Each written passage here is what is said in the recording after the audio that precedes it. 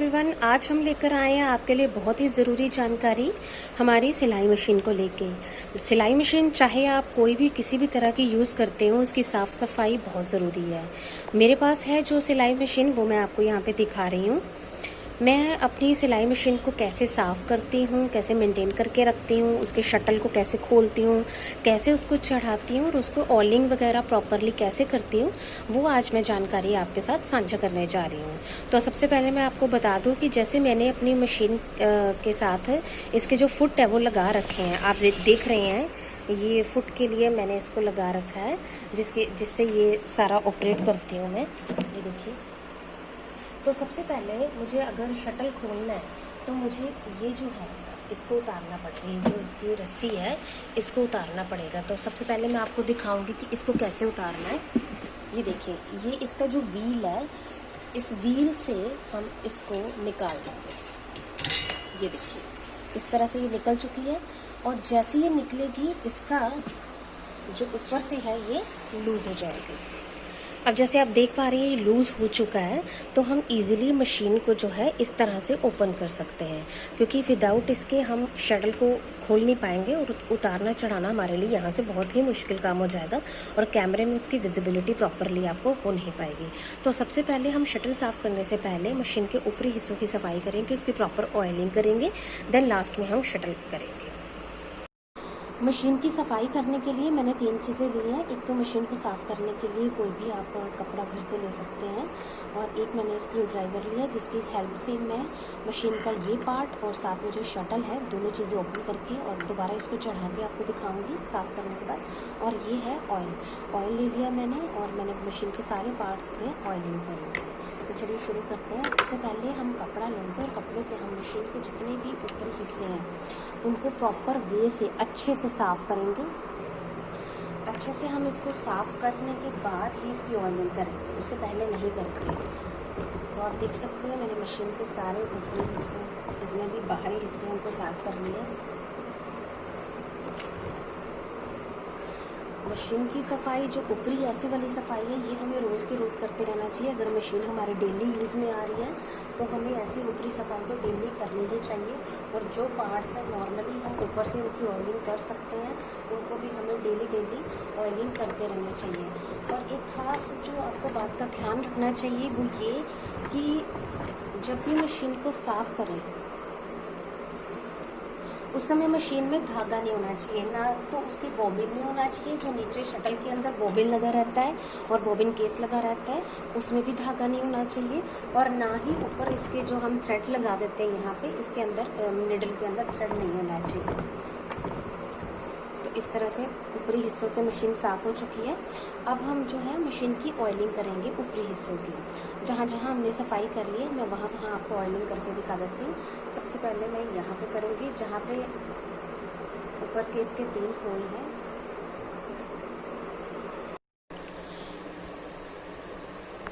यहाँ पे भी कुछ होल हमें दिख रहे हैं, जहाँ जहाँ पे भी हमें होल दिख रहे हैं वहाँ पे हमें ऑयलिंग कर लेनी है, ताकि इनकी प्रॉपर वे से ग्रीसिंग हो जाए और जो ये पार्ट्स है स्मूथली चल सके।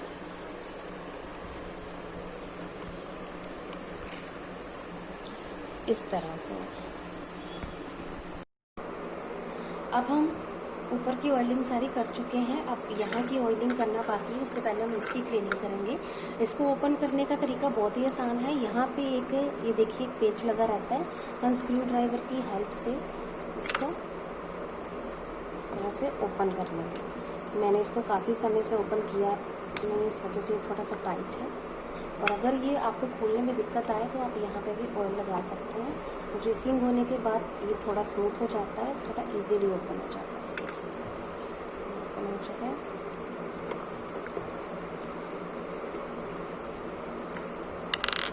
ये देखिए ये पूरा ऐसे निकल के बाहर आ जाएगा।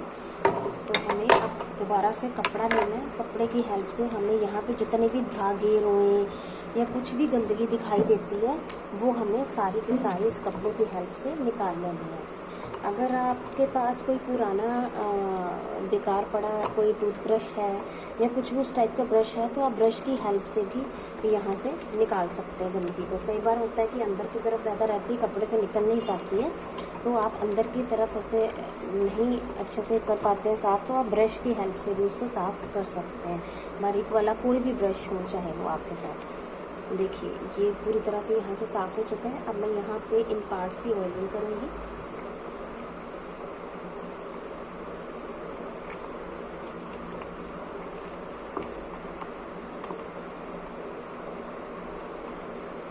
इसको ऑयलिंग करके हम छोड़ देते हैं। तब तक हम ये जो इसका बाहरी हिस्सा हमने उतारा है इसको भी साफ़ करेंगे।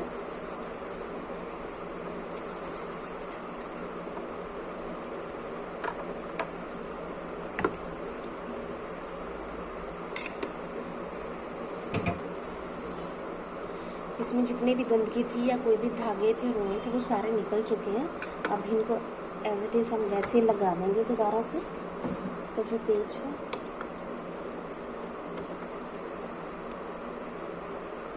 इसे दोबारा से स्क्रू ड्राइवर से टाइट कर देंगे। आप देख सकते हैं ये कितना इजी है।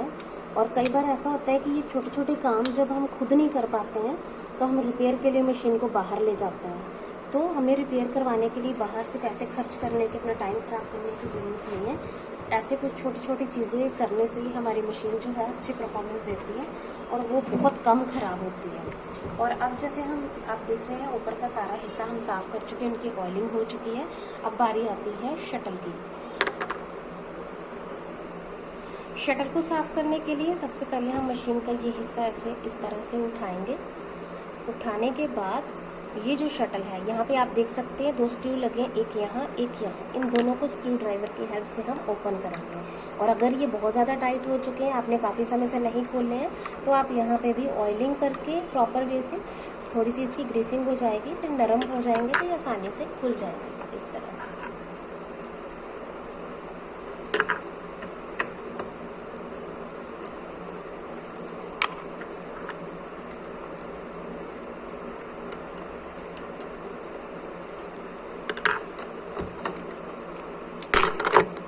ये हिस्सा देखिए हमने पूरा निकाल लिया है और अंदर का हिस्सा इस तरह से दिख रहा है। और अंदर के हिस्से को अब हम कपड़े से अच्छे से साफ कर लेंगे। अगर यहाँ पे पहले से कोई धागे अटके हैं, रोए लटके मिलेंगे आपको, आप उसको प्रॉपरली साफ कर सकते हैं।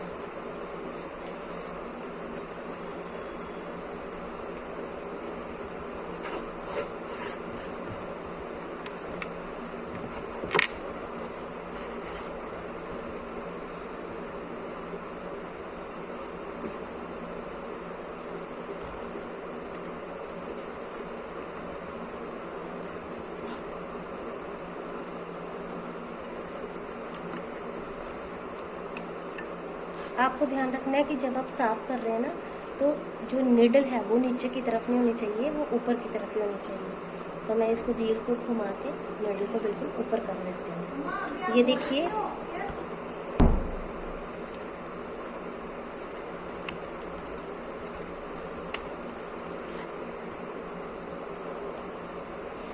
अब मशीन का नीचे का हिस्सा पूरी तरह से साफ हो चुका है। अब हम ये शटल उठाएंगे, इसे हम शटल कहते हैं। ये देखिए शटल निकालते हैं, इसके पार्ट्स अपने आप ही सारे ओपन हो गए हैं। आप एक बात का खास ध्यान रखिएगा, अब बॉबिन और बॉबिन केस जो है पहले ही निकाल लीजिएगा। जब भी आप इसको शटर को साफ करने जाए, बॉबिन केस उसके बीच में ना हो तो ही ज़्यादा अच्छा है। अब जो है ये वाला पार्ट जो आप बाहर की तरफ हमेशा देखते हैं, उसके उल्टी तरफ ये एक और स्क्रू लगा यहाँ पे, इसको भी हम ओपन कर देंगे।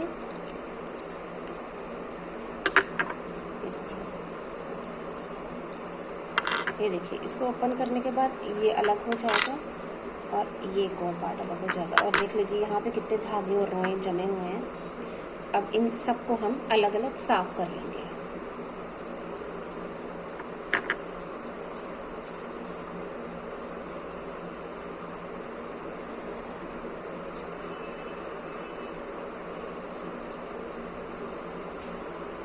इसे साफ करने के बाद अब अगला पार्ट उठाएंगे। ये देखिए इसके साथ कैसे धागे लटक रहे हैं।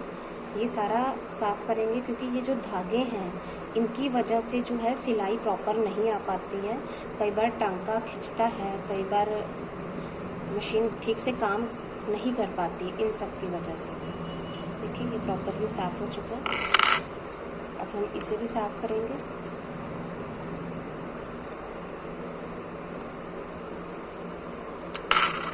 ये अंदर का हिस्सा जहाँ पे हम बॉबिन लगाते हैं।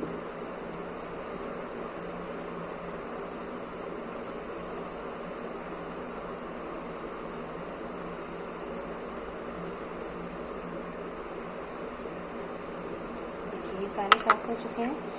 अब ये जो स्क्रू हमने ओपन किए थे इनको भी साफ कर लेंगे, तीनों को।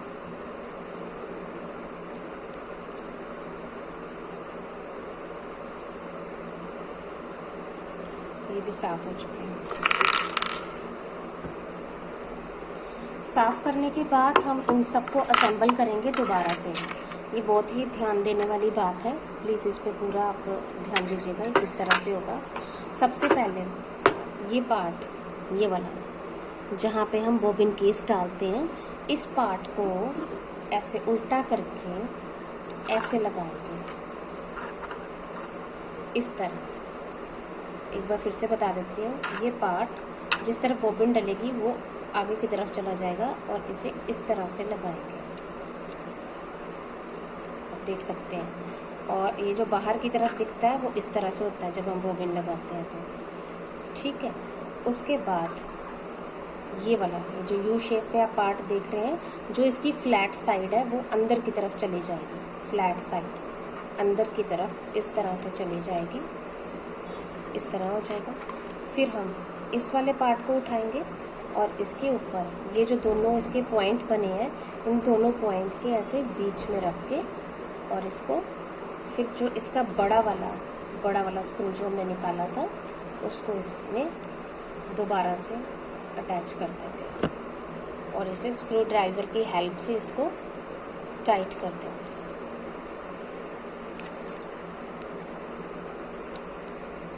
इस तरह से। फिर उसके बाद ये शटल हमारा तैयार हो चुका है मशीन पे लगाने के लिए। हमारे पास 2 स्क्रू है जिनकी हेल्प से हमने इसको दोबारा से उसमें अटैच करना है। उससे पहले अगर आप चाहें तो इस शटल को भी ऑयलिंग कर सकते हैं।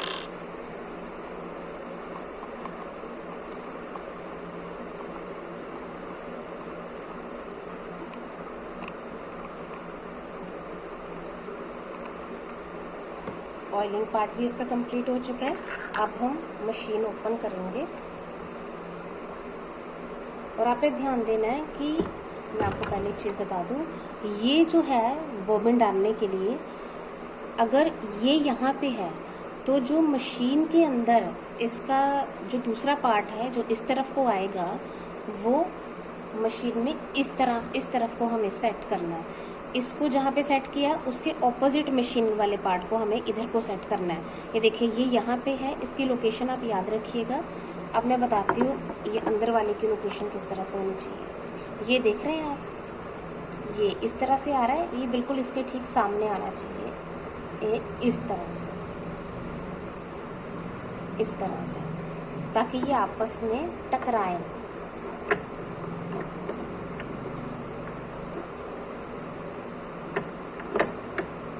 इस तरह से जब ये ऐसे प्रॉपर सेट हो जाए अच्छे से, अब ये हिल नहीं रहा है अपनी जगह से, तो आप इस स्क्रू ड्राइवर को इसमें डाल देंगे।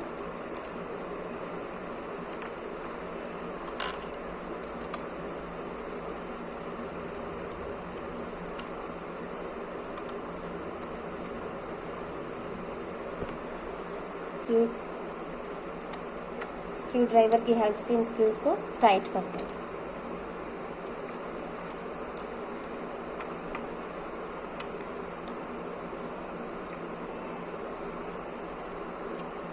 इनको अच्छे से टाइट करना है ताकि जब आप मशीन पे कोई भी काम करें तो ये ढीला ना हो जाए। इस तरह से आप देख रहे हैं ये बिल्कुल भी अपनी जगह से नहीं हिल रहा है, तो बिल्कुल सही से सेट हो गया। अब ये अच्छे से जिस तरह से सेट हुआ, अगर आपने देखना हो ये बिल्कुल ठीक है या नहीं, कहीं बाद में सुई टकराएगी तो नहीं, यहाँ से जब आएगी तो सुई टूट भी सकती है, मशीन ख़राब भी हो सकती है। तो आप क्या करेंगे, इसको ऐसे ओपन रखे आप व्हील को घुमा के देख लीजिए कि कहीं पे कोई नीडल टकरा तो नहीं रही है ना। देखिए ये बिल्कुल स्मूथली वर्क कर रहा है, आप देख पा रहे हैं इस तरह से। तो इस तरह से यानी कि ये हमारा जो शटल है बिल्कुल ठीक चढ़ा है। आप चाहें तो मशीन की ये नीचे वाले जो पार्ट्स हैं, यहाँ पे स्क्रू ड्राइवर्स हैं, छोटे स्क्रू हैं सॉरी, इनको आप ऑयलिंग कर सकते हैं। ये ऑयलिंग पार्ट भी हमारा कंप्लीट हो चुका है और इस तरह से अब हमारा शटल जो है बिल्कुल स्मूथली वर्क करेगा। ये देखिए आप देख पा रहे हैं मशीन कितनी स्मूथली चल रही है और किसी तरह की कोई आवाज़ नहीं है इसमें।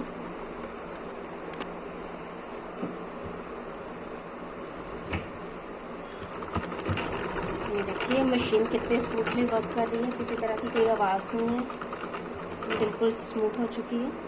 तो इस तरह से की जाती है मशीन की प्रॉपर क्लीनिंग और उसकी ऑयलिंग। शटल को खोलना और चढ़ाना कितना ही आसान है ये अब तो आपने देख ही लिया होगा। तो मुझे नहीं लगता इन फ्यूचर आपको कभी भी छोटी मोटी रिपेयर के लिए, छोटी मोटी मेंटेनेंस के लिए मशीन को किसी के पास भी रिपेयर करवाने ले जाने की ज़रूरत पड़ेगी। आई होप ये वीडियो आपको पसंद आया होगा। अगर आपको ये पसंद आया तो प्लीज़ इसे लाइक और शेयर ज़रूर कीजिए और प्लीज़ मेरे चैनल को सब्सक्राइब ज़रूर कीजिए और बेल आइकन को दबाना मत भूलिएगा ताकि आपको हर वीडियो की नोटिफिकेशन जो है टाइम से मिलती रहे। इन फ्यूचर आपको कौन से टॉपिक पे वीडियो चाहिए हमें कमेंट बॉक्स में कमेंट करके ज़रूर बताएं और आपको ये वीडियो कैसा लगा इसके बारे में भी ज़रूर अपना फीडबैक कमेंट बॉक्स में दीजिए। Thank you so much.